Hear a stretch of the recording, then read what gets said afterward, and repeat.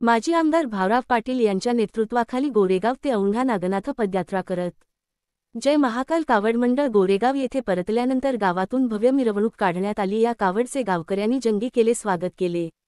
हिंगोली विधानसभेचे माजी आमदार भाऊराव पाटील आणि जिल्हा परिषदेचे माजी उपाध्यक्ष सुनील पाटील गोरेगावकर यांच्या नेतृत्वाखाली दर श्रावण महिन्यात जय महाकाल कावड मंडळ गोरेगाव ते औंढा नागनाथ अशी पदयात्रा काढली जाते।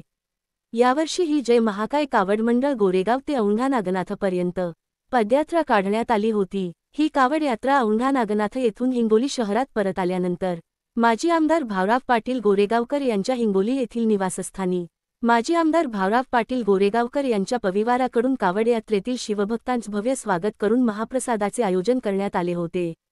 यावेळी माजी आमदार भाऊराव पाटील गोरेगावकर, सुनील पाटील भैया, युवा नेते रणजित पाटील, विद्याशक्ती प्रसारक मंडळाचे अध्यक्ष भास्करराव बेंगाळ, गजू पाटील, रंगनाथ पाटील, पत्रकार मदन शेळके पाटील यांच्यासह आदी शिवभक्त उपस्थित होते। तर जय महाकाल कावड मंडळ गोरेगाव ते औंढा नागनाथ पदयात्रा करून गोरेगाव येथे परतल्यानंतर या कावडमधील शिवभक्तांचे गोरेगाव येथे भव्य स्वागत करत गावातून भव्य कावड यात्राची मिरवणूक काढण्यात आली। यावेळी माजी आमदार भाऊराव पाटील गोरेगावकर यांनी स्वतः या कावड यात्रेत कावड खांद्यावर घेऊन गावात सहभाग नोंदविला। यावेळी गोरेगावात बम बम भोले, हर हर महादेवच्या घोषणांनी संपूर्ण गोरेगाव नगरी दणावून गेले होती।